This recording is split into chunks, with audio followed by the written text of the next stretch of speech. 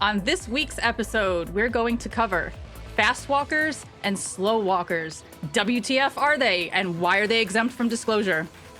Also, we're going to be covering a sighting of a potential UAP that was caught on cam during Joe Biden's recent visit to Los Angeles. What does communication with AI, whales, ETs, and Tim Galludet have in common? I wonder. And then Leslie Kean says it costs more to keep the UFOs secret than it does to do the actual work. We also are going to let you know about upcoming spiritual, paranormal, and UFO related conferences and films coming up in 2024. Hey there, beautiful souls. It's your girl, Allie, and we're back at it again for another episode of UAP Society's weekly UAP and UFO news show. We've combed through this past week's most exciting, intriguing, and informative happenings, and I'm stoked to get started. So without further ado, Justin, say hey. Greetings, cosmic enthusiasts. It's Justin here, your guide to the mind-bending realm of the unknown. Welcome to the UAP Society's weekly UAP UFO news.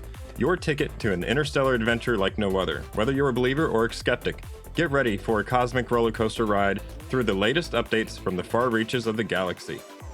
You're in for a treat as we bring you a special New Year's edition broadcast. Yay! Woo! So grab your bubbly, get comfy, and get ready to go on a galactic ride with us. Yeah. All right, so first story up. Leslie Kean says it costs more to keep the UFO secret than it does to actually do the work. In a new interview from The Hill, Leslie Kean tells us how it costs more for the security to keep these black projects a secret than it does to actually run those programs. Let's hear it from her. You know, how closely guarded has this what has been reported to government officials been kept? You mean over the years, right? Yes. Because these programs go back a long time. Yeah, I mean, it's obviously been incredibly closely guarded. A few, people have come out from time to time and talked about it, but they haven't had anything to back it up, and they haven't had the level of credibility that David Grush has. They hadn't filed complaints with the ICIG. They haven't gone to Congress and given hours and hours of information. So this is kind of at a new level of any person that's ever come forward before because of who he is and how he's going about this. And I would have to say, now it is coming out. I mean, yes, it's been held very, very tightly. One person involved told me that it costs more for the program to maintain the security that has to be maintained to keep it that way than it does for them to actually do the work that they're doing.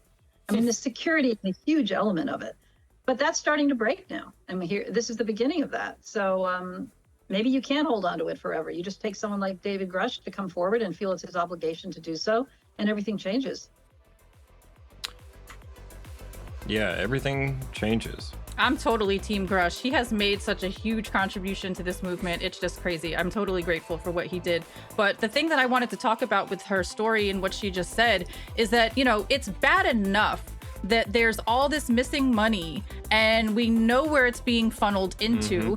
And it's just crazy that they have the chutzpah to spend a large amount of money on these black projects as it is, but then they got to spend even more to keep those things a secret from us. So it's like a double whammy. It's like a 1-2 knockout. You know what I'm saying? It's like you get hit with the fact that they're spending money on something that they're not telling you about, and then you get hit again with this fact that they got to spend so much to keep it a secret and to keep it hidden from us. It's like, where's the justice in all of this? Right? Yeah, and then they're keeping it hidden from Congress, which is the highly illegal part, and that's super immoral, like Grush has said before. Yeah, what do you guys think? That's what gets me, because what gets me is like, they're like, yeah, this is happening, but it's just like, okay, well, what are we going to do about it today? Because, that's my money, that's your money, that's everybody's money. And when they were really bringing this up, when they first brought it up, they said $2.3 trillion were missing. That's a lot of money. Unaccounted for. Yeah, and then right after it, and this is where the conspiracy stuff comes in, right after that, maybe it was a distraction, who knows, but the very next day, 9/11 happened. And the people investigating the missing money at the Pentagon, that's the area that got blown up by the plane, missile, whatever happened over there. That was the area. So it's just like, that's very, very sketchy. It seems very coordinated, you know, because they were investigating and trying to figure out where it was coming from. But at the end of the day, it is our money, and it's just like I don't know how they're like, oh, they're doing this, and we're just letting them like do this. Right. And I mean, we're doing more now, but I just mean like it just blows my mind that Same. they're being bullied, like Congress Oversight Committee. They're being bullied by these people we never elected. So it's just like, yeah, exactly. What do you think, I feel John? like Oh, sorry. we need to go in. No, I'm done. I often ask, what's it going to take for people to kind of rise up against this corruption and against all this missing money? And it's I don't even know if it's complacency anymore. I just think that people just have totally tuned it out. They just feel like everything is so corrupt when it comes to government that nothing surprises them anymore. All right, next up, what does communication with AI, whales, ETs, and Tim Galludet have in common? Let's watch this video from Dr. Michael Sala to find out. US scientists announced the success of a world-first whale communication experiment and say it will help develop protocols for future ET contact. So here you have this story in Science Alert. So scientists contact whales in this first communication experiment. So it describes their protocols and how to do how this communication with the whales was established and how that can be applied to extraterrestrials. Communications with cetaceans, and whales are cetaceans along with dolphins and porpoises. Dr. John Lilly in the 1960s, so we're talking over 60 years ago, Lilly was communicating with dolphins and also establishing similar protocols for other cetaceans such as whales. And his work was immediately classified by the United States Navy and then weaponized. And this was confirmed to me by a fellow researcher, Dr. Michael Hyson.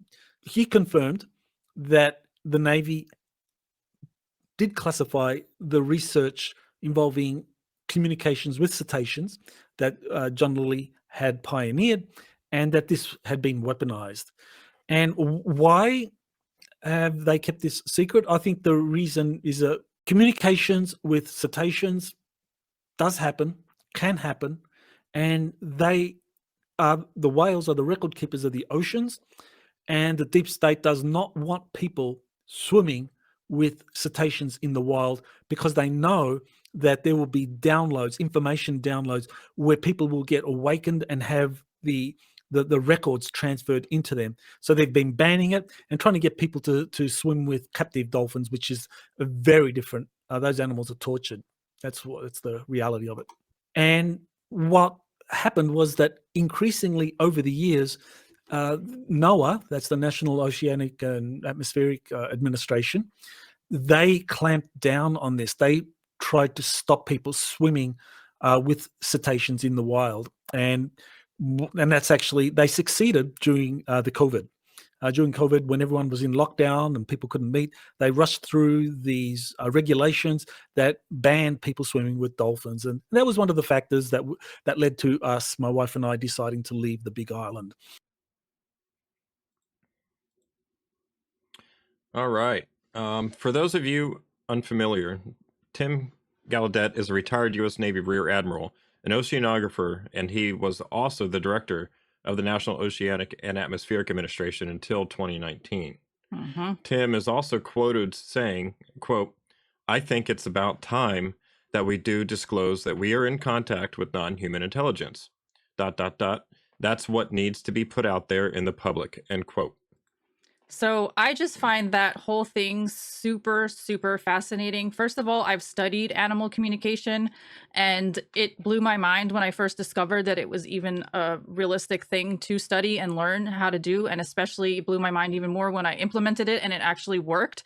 I think it's crazy that the US Navy and specifically NOAA was involved in this whole entire scenario. We just talked about Tim Galludet last week. He's known for saying that whole thing about, you know, that the government is in contact with ETs, and that the public should know about it. And there's just I'm seeing like a lot of dots on the board start to have lines be drawn between them. But I'm going to elaborate on this even further, because we haven't touched or mentioned the AI aspect to this yet. So to preface the next video that I'm about to pop up on the screen for you, is this video is referring to creating AI chat box systems that will speak or communicate with wildlife. So keep that in mind, along with everything we just talked about with the first video, while you watch the second one. Yeah. As you know, my name is Asa Raskin. All my contact information is up there. Run Earth Species Project, which has the cute acronym of ESP, which is probably on purpose. So where we're heading to now is two-way communication, but not directly human to animal, AI to animal, and then using that to help decode. And there's some really, as you can tell from the story, interesting ethics that comes out from this, which I'll dive into a second.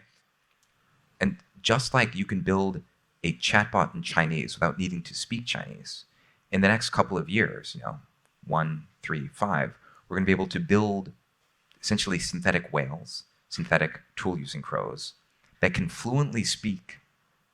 It's just the plot twist is we won't yet fully know what we're saying. So bizarre. Would not have predicted this. Here's us doing it with humpback whales. So prompt and then synthetic. Prompt. Can't really tell. That, by the way, was a version of hello, which I'm sure you can all translate now. Think about it a little bit like this, and I think this is helpful to when you're looking at ChatGPT or these other things. It's not that they have an understanding, it's they have the ability to mimic or emulate having an understanding. So in the next 12 to 48 months, we will cross whatever this conversational barrier is. It's, I think, problematic to call it first contact because indigenous cultures obviously have been having communication for a long time. We have communication with our pets, but something fundamentally new is happening here, where I think we are going to get to experience and understand the cultures of Earth that human beings have never really been able to see or hear or understand, and we are on the very cusp of that happening. If we're not careful, if we just create a synthetic whale that sings, we may fuck up a 34 million-year-old culture. We may create the equivalent of like whale QAnon. We probably shouldn't do that. And what that means is that to actually start this work means starting more in the lab with animals that don't socially learn and building our way up so that at every step of the way we know what we're saying before we go out into the wild and start blithely trying to communicate. And I think it's really interesting that it's so easy for us to see how easy it is for us to mess up animal cultures and how much harder it is for us to see that when we have these things just blathering to humans, that we're going to mess up our own. Okay, so we have to summarize all this, right? Because that was like a lot of different concepts. So we have the idea of the government being aware that telepathic communication with whales and porpoises and dolphins, which is all in the cetacean category, is real. They hid the work of the scientist that was studying it. They took all his stuff. They weaponized it. They are expanding that out into communications with ETs. Okay, we also have to take into consideration that humans are creating AI to also communicate with whales. So there's like a lot of different things that are happening all at once. And I just find it really, really fascinating how it's all sort of tying together, but I'm still unclear of what picture it's painting. Yeah, it's super interesting, especially the fact that they can create a chatbot to chat with a whale. However, we're not exactly sure what it's saying yet. I'm looking forward to the day that they figure out exactly, the translation.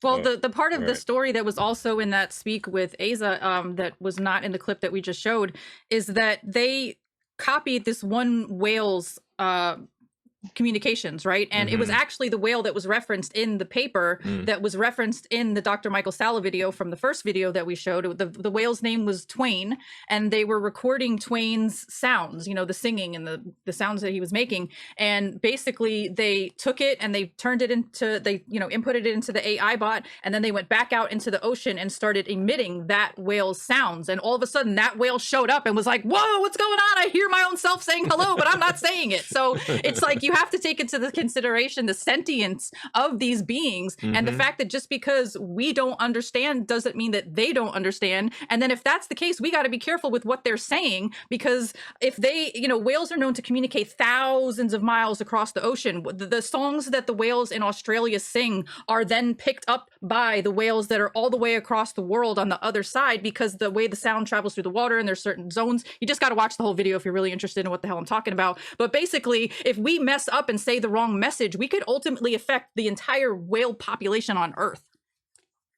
Yeah, that's That's a lot. Like, there's a lot of All right. thoughts rolling through my head, right? Like, mind blown. I'm sorry, mind blown. what do you guys think? Let's hear your thoughts. Yeah. It is pretty fascinating because just something I learned on the side of that whales and dolphins are like, their intelligence can actually rival ours, which is really fascinating, right? But you don't think about it because we don't really understand what they're saying. But it's also known in dolphins, they're the one creature that can actually recognize its reflection, its own reflection. Yeah. Which is pretty fascinating. What do you guys think about the government making it illegal to swim with wild cetaceans? I don't think that's very good. Actually, there was some people in the past, well, it's probably still going on in the world, using dolphins for birthing. So the dolphins would use their echolocation and help women give birth to their children inside the water. I have heard of that as well. That those kids are like super smart too. Mm. So Yeah. this is probably why they want to keep our consciousness not expanded like that, right? Right. Anything that wakes you up is just, nope, we got to suppress it. Right. Like, the risk of miscommunication is extremely high. And I mean, like, I just don't think we should be meddling in that kind of thing, especially with using a system as AI that we're not even familiar with all the way yet. Like, we need to figure it out for our own species before we start trying to implement this for other species. Because I got a feeling that the other species, meaning like the sentient creatures on this planet, have it figured out a little bit better than we do. You know, like, we're supposed to be the smartest ones, but I mean, nature has its own intelligence. Chatbots, they have a tendency to make up stories to tell you, you know, what you want to hear, so to speak. I mean, so if you think about that aspect of chatbots and ChatGPT and other chatbots, and you apply it to the chatbots that they make for cetaceans, you know, you can't help but wonder, are they going to give them the wrong message? You know? Yeah. Well, I just want to point out that this, to me, is like another example of the government proving that if there was no there, then they wouldn't be fighting hard to keep it away from everybody. So the fact that they, you know, confiscated that scientist's work, made it illegal for people to swim with wild cetaceans, I mean, it just raises some red flags for me. And then if we're supposed to be using this also to communicate with extraterrestrial interdimensional beings, and we don't even know what we're sending to the whale, how in the heck are we going to know what we're saying to them? We might be like, well, I think this means we are peaceful people, which you can argue that all day. But, you know, hey, we mean you no harm. When they get in it, they're like, okay, they like to wear something called underwear on top of their heads, and they wish to kill us all.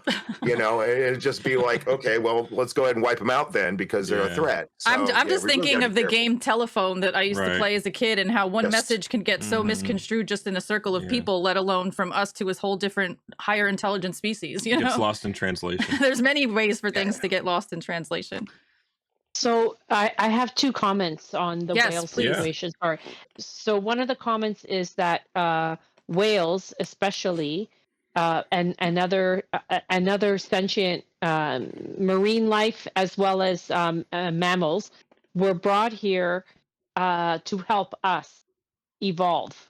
Okay. That's why they're here. And other people have received those messages specifically. Other channelers, other NDEers who've had contact with their spirit guides have received that message. The second point is that It reminds me a little bit of the Star Trek movie. You know, Star Trek is always soft disclosure, and there was one movie that had come out in the 80s where they had the Federation had to come back and save the whales because we were killing them. And if the whales died, it would be the start of our De-evolution. demise. Yeah, exactly. So the long term is that we destroy the whales for whatever reason, and this is revealed to us already through soft disclosures through the Star Trek movie. Interesting. I've also heard from different, people in the animal communication world and in the channeling world that they are the Akashic record keepers of the planet, that they do hold all of those records. And when you have a chance to interact with them, you can get any kind of download with any sort of like expanded consciousness information. So there might be some validity to the suspicion of why they're blocking it, why there's something there. Thanks. Go ahead, Donald. Yeah. Oh, I was just gonna say, this seems like when they're gonna be talking to the I guess mammals with AI and stuff, it's kind of like a bait and switch, right? Because nobody knows this, but we can already talk with the animals, right? But nobody practices this technique or anything like that. So now they're gonna put this AI interface in between our communication, and it's gonna be controlled by algorithms that they're gonna dictate what it's gonna spit out, right? So the animal could say like something, and then they can translate it to something else that they never said. That's a good right? point too. So it's Good like point. we're always relying on this external technology and not enough on ourselves. Oh, I love good that. point. Yeah. I love that. And especially me, somebody who has studied animal communication, like I really appreciate that perspective because we don't need technology to be able to do it. It is an innate ability within all of us. You just have to be able to tap into it and to practice. It's just like any other muscle. If you don't use it, it won't be strong. Right. Good Great point. point. Thank you. WTF are fast walkers and slow walkers, and why are they exempt from disclosure? What? What the heck is a fast walker or a slow walker? Whoever came up with this? I'm not sure. Let's find out because the story will inform you of that. On December 22nd, 2023, John Greenwald of theblackvault.com wrote an article called Space Force Says Documents on Fast Walkers and Slow Walkers All Exempt from Disclosure, in which he says... The United States Space Force has issued a full denial in response to a Freedom of Information Act, or FOIA request, seeking information on fast walkers and slow walkers. This request, filed by the Black Vault in July 2023, asked for all procedures and manuals, either present or past, that reference these terms. The Space Force's refusal to disclose this information under FOIA exemption section 1.1a raises questions about the secrecy surrounding these phenomena, especially in the light of the recent openness of other government branches regarding unidentified objects, more commonly referred to as unidentified anomalous phenomena, or UAP. Before delving into the details of the denial, it's crucial to understand what fast walkers and slow walkers are. Although information on these two terms is hard to come by, it is believed that these designations originated with the North American Aerospace Defense Command, or NORAD, and are used to describe objects detected by defense systems moving at significantly different speeds. Fast walkers refer to objects entering or leaving the atmosphere at high velocities, often captured by satellite systems. On the other hand, slow walkers denote objects moving slowly or hovering, detected by similar surveillance means. These terms are distinct from the more commonly known UAP, a term that has gained widespread attention following official reports and acknowledgments by the U.S. Navy and other government entities. The UAP designation typically encompasses unidentified flying objects exhibiting flight characteristics possibly beyond current aerospace capabilities or is not immediately identifiable within our atmosphere, while fast walkers and slow walkers describe unidentified objects outside of it. And in response to that, Dr. Michael Salla tweeted this. Michael Salla tweeted, John Greenwald's FOIA request for info on fast walkers and slow walkers, aka UFOs, was denied on national security grounds. I doubt the situation will change much with the creation of the UAP records collection in the National Archives as stipulated under the NDAA for 2024. Catastrophic disclosure is the only viable way left now for the truth to emerge. Yeah, let's go catastrophic disclosure. It seems like it's already in the works. And then one last thing to back this story up. We've got a video for you.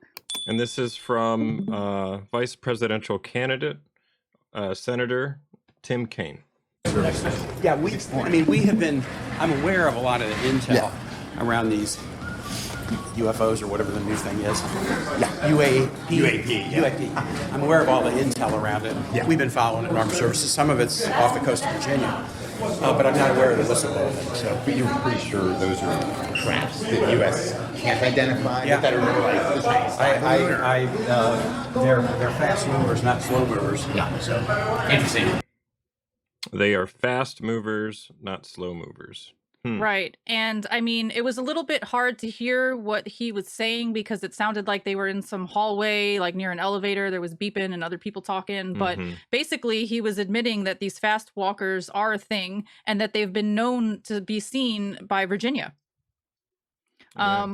These fast walkers and slow walkers, I didn't really know about them until this story came out. But it's just another example of the government trying to hide something. If there was no there, why are they denying these FOIA requests on grounds of national security? Right. The fact that they've categorized them as fast and slow means they've identified them. Yeah. They know they're there. They know they're anomalous. And they know that, they they need to be studied. Yeah. They don't want to come out and admit that these objects are being detected with very sophisticated satellite systems, satellite radar, satellite infrared systems, and these systems on these satellites are highly classified, so they don't want to come out and even admit that we have this capability to begin with, let alone that there's objects, coming into and out of our planet's atmosphere that they can't do anything about. Right. Because as soon as they admit that, then that shows that they're not top dog on the planet and that there is something else out of there that's completely out of our realm of understanding or controlling or anything like that. Right. Yeah. Fast movers and slow movers are military terms. Yeah, definitely. Right. A fast mover would be something akin to a jet aircraft or a ballistic missile, and a slow mover would be something akin to a observation platform like a slow-moving drone or a helicopter. I don't think that's what they're. I don't think that's what they're referring to. Use that language, then they just classified everything that moves. Yeah, I've heard those terms for a while now. I was always under the impression that the slow walkers were. I don't know if anybody's ever seen the footage of it'll be white dot and then it'll seem to leapfrog. Oh, yeah.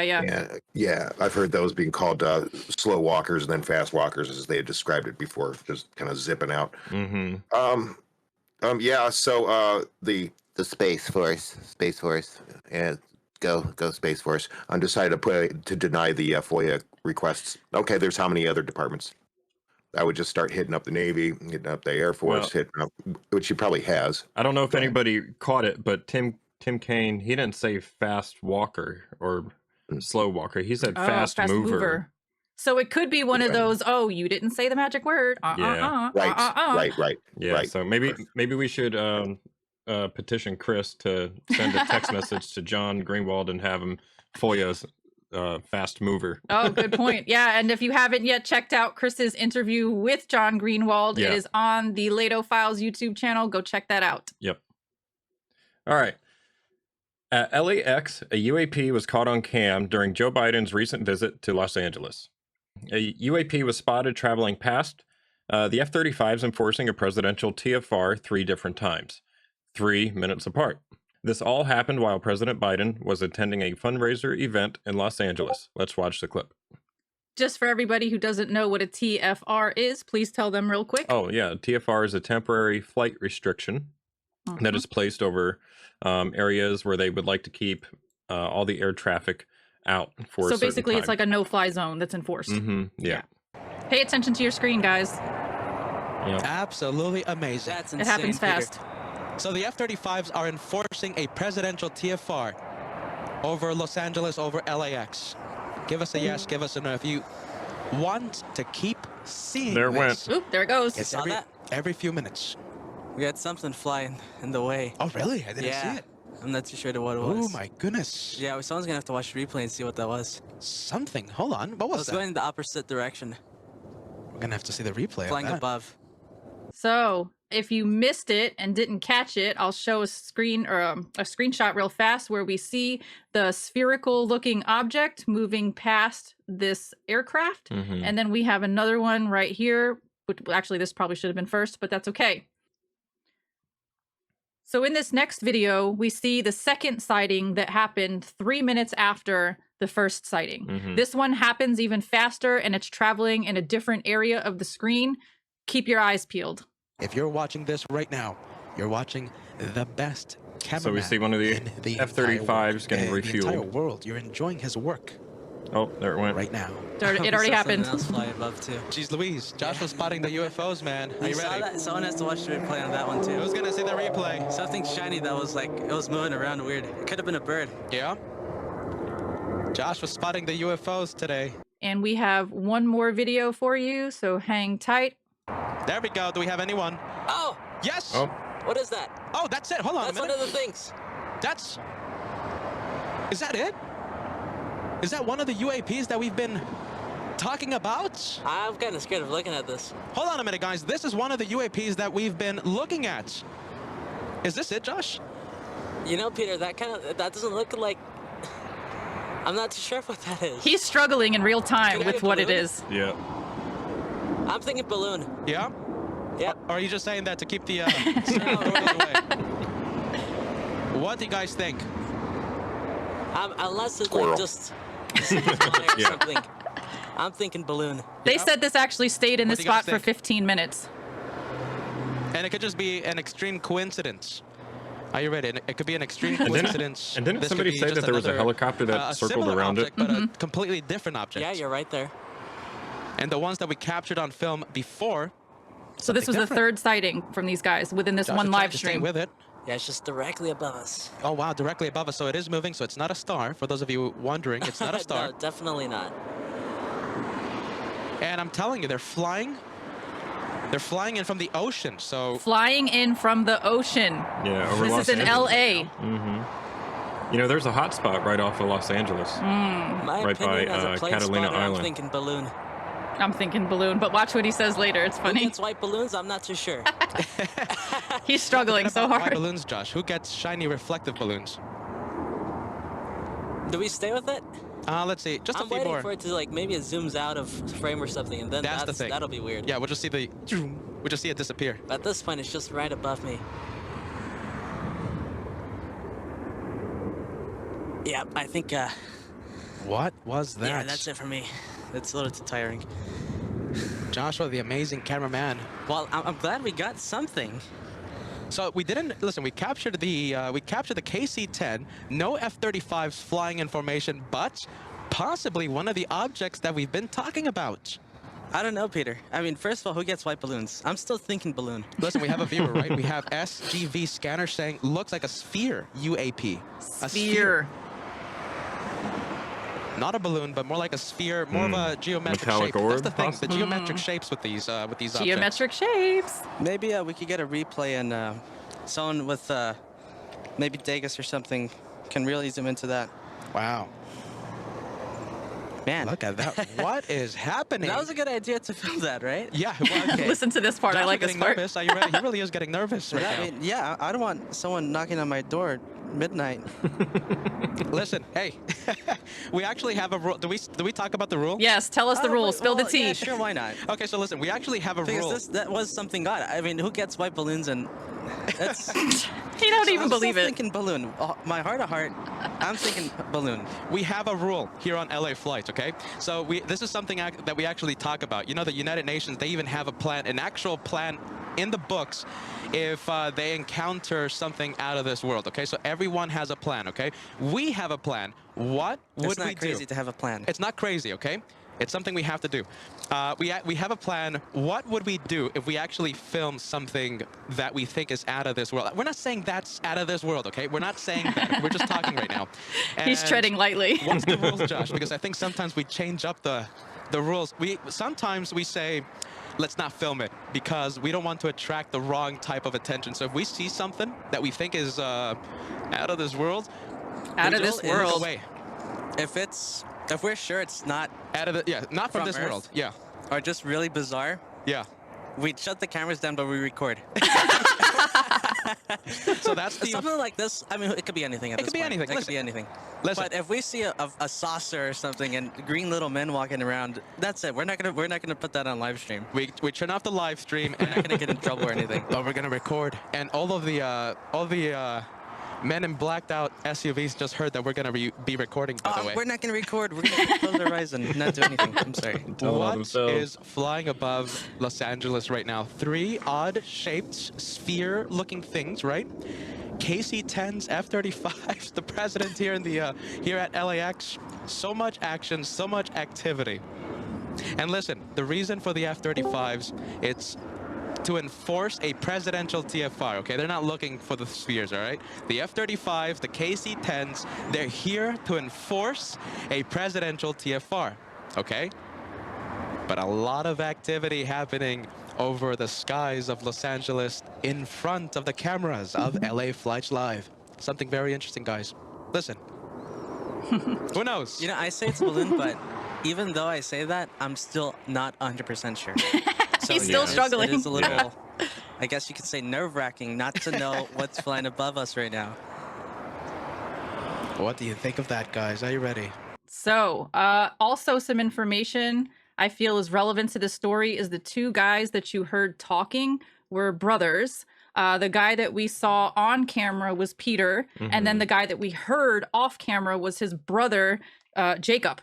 And these guys have been aviation spotters for over 15 years. It's literally their job to know what's in the sky and to be able to identify it. So keep that in mind when I read you this next comment. All right, and it looks like we have some chat going on in the chat. That is great. Let me find this image for you guys. Okay, so I got this comment from Vetted. Shout out to Patrick. He also covered this story. Freaky Deaky 777 says, Peter is my fiance. This is epic. He told me to search up LA Flights UAP on YouTube to see how wide this footage is spreading, and it's truly insane how viral this is getting. Peter knows it wasn't a plane. He watches planes for a living.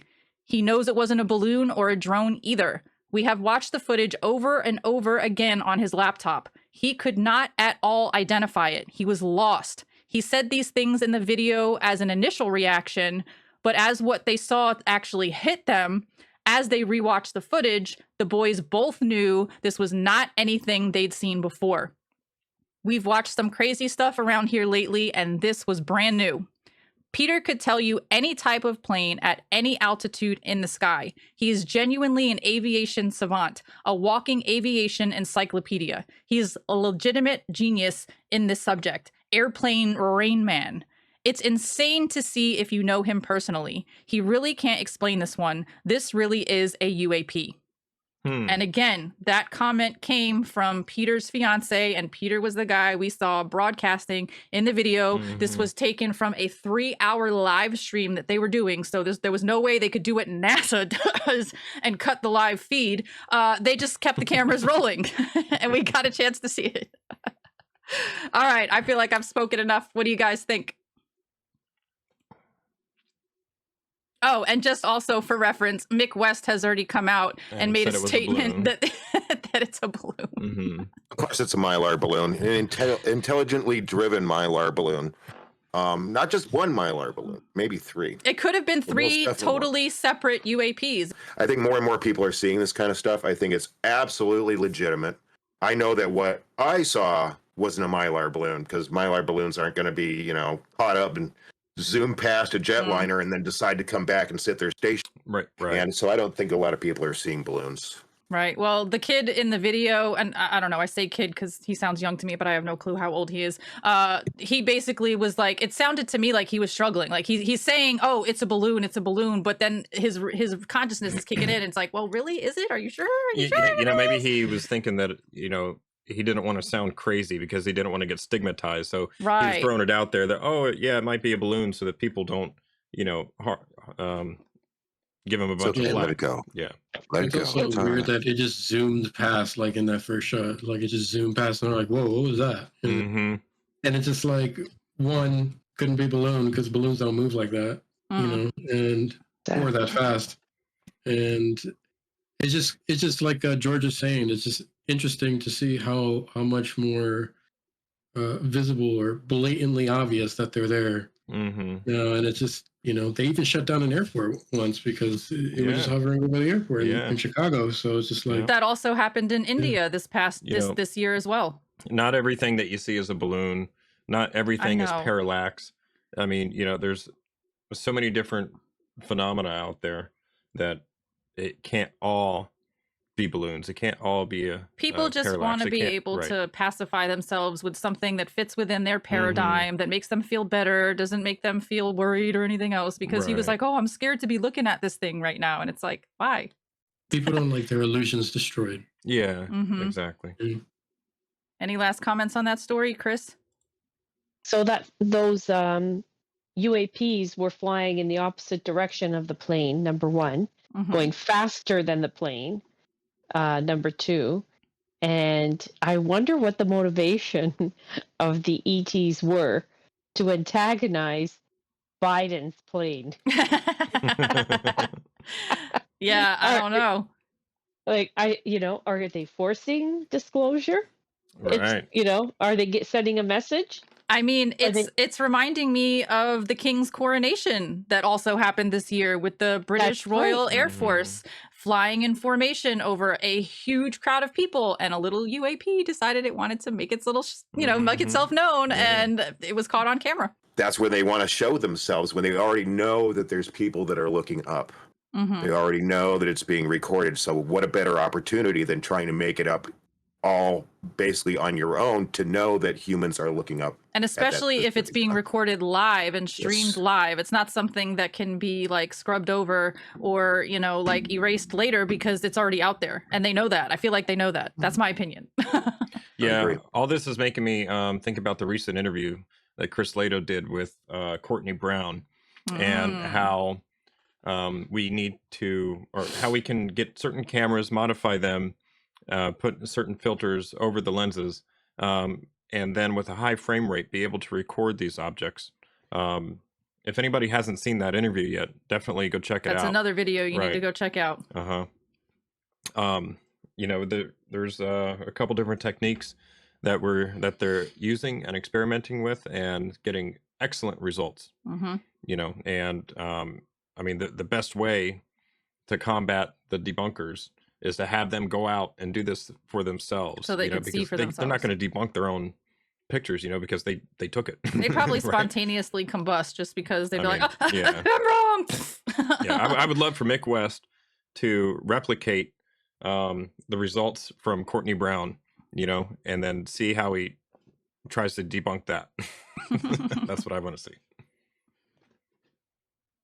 Now, I know George has recently attempted this on his own, and has just posted some pictures in the chat. George, you want to unmute and tell us what's going on? Putting you on the spot, brother. Yeah, I'll give it a try. Sweet. Yeah, can you hear me? Am I coming through okay? Welcome, George. Nice. Thanks, guys. Yeah, I just want to kind of add my 2 cents on this UAP sighting buzzing the president's airplane. And, from a psychological perspective, when it comes to the behavior of living things, and, a lot of luminaries in the UAP field suggest or posit that there is a consciousness aspect with intent that's endemic to the phenomena. So if we look at the behavior of this orb and showing up at the time that it did, sure, it knew somehow that was the president's plane, and there would be cameras all on it. It's as if to say, hey, we're here. And for it to manifest that in that proximity to the president, I'm sure that that was intentional. So it would go to suggest that, you know, personally, I don't think disclosure is going to come from the government. I think it's going to happen with the NHI themselves. They're going to reveal themselves. And I was kind of wondering at the next kind of, I guess, public showing of, you know, one of our world leaders, like how much more blatant would the next manifestation be? You know, is it going to be 2 or 3 orbs? Is it going to be a bigger craft? Who knows? But for it to have done what it did to Air Force One and intentionally hanging out in one spot for like 10 to 15 minutes in restricted airspace. You know, what's the function of that behavior? Yeah, correct. And it's not just a nuts and bolts object. It's not something that's like a machine. There's a very real intelligence aspect to it. So, you know, we kind of see it as perhaps maybe it has to do with some kind of consciousness and what it's trying to communicate. But anyway, these pictures I posted in the chat, you know, I watched that Dr. Brown interview with Mr. Lato, and there was a simple hack that he said that, hey, if you can't get this camera right now, you know, you can't get it modified in a way that is quick to you, you can try this simple life hack. Just get a pair of 3D glasses. You cut out the red and the blue filter. You combine them together to get like a makeshift IR filter, and you just slap that on the back of your phone camera or on your SLR and have at it. And so, yeah, these pictures I took last night.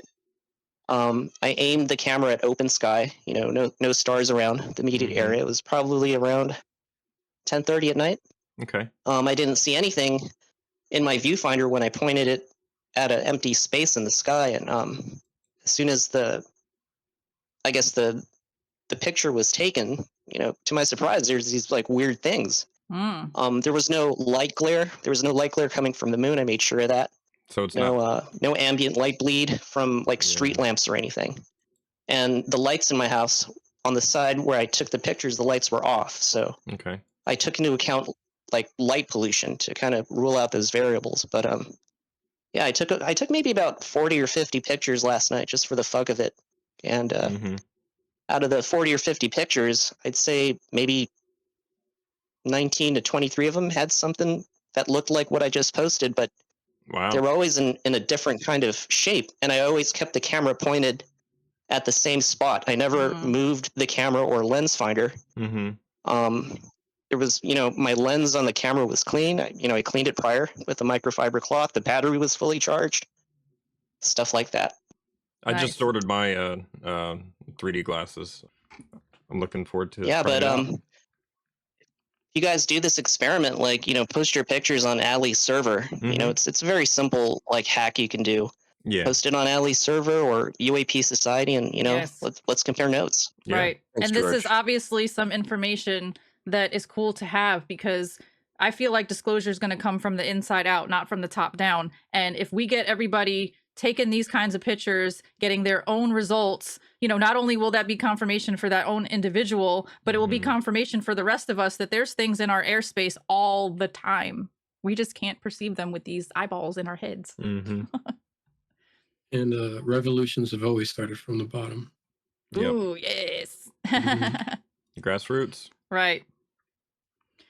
And that's it for 2023 stories. We hope you learned something. We hope you appreciated it. We hope we expanded your consciousness somehow. And now we're going to be moving on to things coming up in 2024. Let's have at it. Yeah. So much to look forward to. There actually is. I literally have a list of things that are upcoming spiritual, paranormal, and UFO related conferences and events in 2024. So 2024 is already coming through with all kinds of conferences and events for those interested in all things spiritual, spatial, and out of this world. Coming up, we have, there we go, the Consciousness Connection. This is going to be happening January 27th and 28th. The location of this event is online. Speakers include Tracy Dolan, Russell Targ, Alexis Brooks, Patricia Cyrus, Dale Graff, Michelle Freed, Anthony Peak, JK Ultra, and Richard Dolan. If you're interested in attending this event, please go to their website, www.consultingproductions.com/consciousness-connection. Up next, we have the Ozark Mountain UFO Conference. Shout out Dolores Cannon. This event is happening April 12th through 14th in Eureka Springs, Arkansas, USA. Speakers include retired U.S. Navy Chief Sean Cahill, anthropologist and archaeologist Pamela Nance, and author/journalist Nick Pope, and more. If you're interested in attending this event, please check out the website www.ozarkufoconference.com. All right, next is McMiniman's UFO Fest. The dates are going to be May 17th and 18th in McMinnville, Oregon. Past speakers include experiencer author Whitley Strieber, journalist Linda Moulton Howe, weaponized duo George Knapp and Jeremy Corbell, American physicist Stanton Friedman, and more. And you can go to their website at ufofest.com. And then is Contact in the Desert. The dates are going to be May 30th through June 3rd in Indian Wells, California. Past speakers include attorney and disclosure advocate Danny Sheehan, journalist Linda Moulton Howe, author Paul Hynek, producer Carolyn Corey, author Alan Steinfeld, and more. And then you can go to their website at contactinthedesert.com. After that event, in June, we have the Scottish UFO and Paranormal Conference in Glasgow, United Kingdom. Speakers for this event include theologian and exorcist Alison Dunlop Shanes, ancient aliens Ron Halliday, author Malcolm Robinson, and more. If you'd like to buy tickets for this event, I will post the link on the screen because it's way too long to read. And also, while I mentioned that, all of the links to all of these websites and events will be in the description box down below, so make sure to check that out. All right, next up is Phenomicon. And the dates for that event are going to be September 4th through the 7th in Vernal, Utah. The speakers to be announced soon, and then you can go to the website at www.phenomicon.net. And that's where the UAP Society has actually launched a balloon. Good point. Yeah. Was it a Mylar balloon? It was not a Mylar balloon. Mick West would be disappointed. Yeah. It was a high altitude balloon. After that, we have the Michigan UFO Contact, September 20th and 21st in Houghton Lake, Michigan. Speakers will include researcher experiencer Reverend Michael Carter, researcher Andrea Perrin, MUFON director Bill Konklowski, and hypnocist regressionist Mary Bassett, and more. To check out this event, please visit www.miufocon.com. And the last event I will be introducing, I am super excited for myself personally. This is going to be the Galactic Spiritual Informers Connection from September 27th through the 29th in Denver, Colorado. Speakers include Exopolitics' Dr. Michael Sala, author and SSP experiencer Tony Rodriguez, and YouTube's Elena Denon, and more. Website for this event is www.galacticspiritualinformers.com. And the reason why I am so personally interested in this particular event is because they are going to have Tony Rodriguez there. Now, Tony Rodriguez was somebody that was a huge catalyst to my spiritual awakening. I read his book that came out in 2022 called Cirrus Colony Cavalier, A True Account of One Man's 20-Year Abduction. And I also have his 2023 book, Project Star Maker, the sequel to the Cirrus Colony Cavalier, a collection of short stories. So Tony Rodriguez is super special to me. I think he's really cool. He's what brought into my awareness the whole idea of he didn't introduce the SSP to me, but he solidified it. And he brought into my awareness the idea of 20 and backs. If you don't know what 20 and backs are, I suggest you Google it or look it up because it's a whole rabbit hole you can dive into. And I literally don't have the time to cover it today. Maybe I'll do another special on just that subject because it's really that big. So there's lots of events and conferences to look forward to in 2024. Like we said, those links will be in the description box below. So if you're interested in getting tickets to anything, go check them out. And please let us know how they are and what you've learned while you were there. Drop us a comment down below if we missed any. If you know of any other events that are going on in 2024 that we did not just mention, please let us know in the comments, because I like to be up to date and accurate AF. Okay, and then there's a new film for 2024. It's called The Beyond, UFOs and a New Reality. According to this tweet from writer and director J. Christopher King, he says, featuring Jeffrey Kiripal, Diana Wash-Pasulka, Alex Dietrich, Whitley Strieber, Ian Whitley, Michael Masters, and many more. An awareness of the phenomenon, of the fact that there is another intelligence that's more advanced than we are, could really change radically our perception of who we are in the world and who we are in the larger universe. We have a lot more to learn about the phenomenon. I mean, I find personally that the more I learn about it, the more questions I have. Same. I'm a space and aviation psychologist working with astronauts and pilots. There is a precedent for people reporting the UAP and then losing their job because there was such a stigma. But people don't just experience it in flight. There are other experiences that they're not even reporting. A new reality is what happens when it touches you in any way. When you realize that it's real, even if you've never had an experience. When you have an experience of close encounter, either physical or non-physical, when a UFO comes into your proximity close enough for you to know that it's something other than simply a moving star that could be a satellite. These things are devastating. They cause you to reconstruct your understanding of the world. The point of the phenomena, I think, is not little people coming out of spaceships. It's to change our concepts. It's to change the world we live in and to change who we think we are. I think that's the point of this.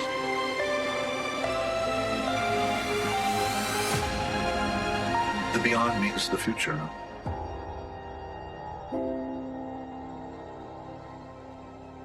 It looks like a really interesting movie.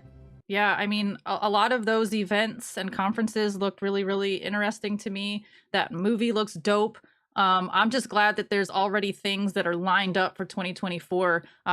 You know, talking about all this, I mean, we got spirituality, we got the paranormal, we got the phenomenon, we got health things that they're going to mention at these events. If I was rich, I'd be at all of them. I would definitely be at all of them.